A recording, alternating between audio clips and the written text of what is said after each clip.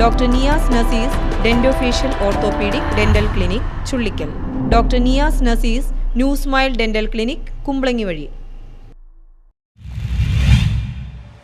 ലോക ജലമരണ ലഘൂകരണ ദിനത്തോടനുബന്ധിച്ച് വാട്ടർ റെസ്ക്യൂ ഡിവൈസ് കോർണർ സ്ഥാപിച്ചു.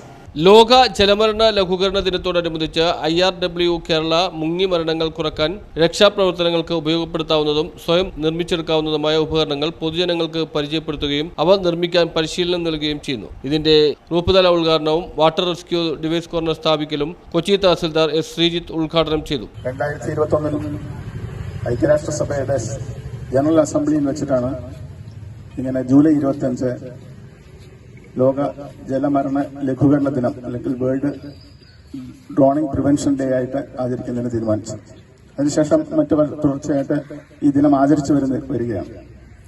വേൾഡ് ഹെൽത്ത് ഓർഗനൈസേഷന്റെ ഒരു കണക്ക് പ്രകാരം 2019 ഒരു ഡാറ്റ അനുസരിച്ച് ലോകത്താകമാനം ഏതാണ്ട് 2,36,000 പേരാണ് ഡ്രോണിംഗ് കാരണം മരണമടയുന്നതായിട്ട് വേൾഡ് ഹെൽത്ത് ഓർഗനൈസേഷന്റെ കണക്കുകൾ കാണിക്കുന്നത്. അത് അൺഇന്റൻഷണൽ ആയിട്ടുള്ള, അതായത് ഇഞ്ചുറി ആയിട്ടുള്ള മരണം, പ്രത്യേകിച്ചും ചെറുപ്പക്കാരുടെ ഇടയിൽ അതിനുള്ള ലീഡിംഗ് ആയിട്ടുള്ള 3 കാരണങ്ങളിലൊന്ന് മുങ്ങിമരണമായിട്ടാണ് വേൾഡ് ഹെൽത്ത് ഓർഗനൈസേഷന്റെ കണക്കുകൾ സൂചിപ്പിക്കുന്നത്. നമുക്കറിയാം, നമ്മുടെ നാട്ടിൻപുറങ്ങൾ, ഞാൻ താമസിക്കുന്നത് പാലക്കാട് ജില്ലയിലെ ഒരു വളരെ ഉൾഗ്രാമത്തിലാണ്. ഞങ്ങളൊക്കെ കുട്ടികളായിരുന്ന സമയത്ത് അവിടെ പൊതു ജലാശയങ്ങൾ ഇഷ്ടംപോലെ ഉണ്ടായിരുന്നു.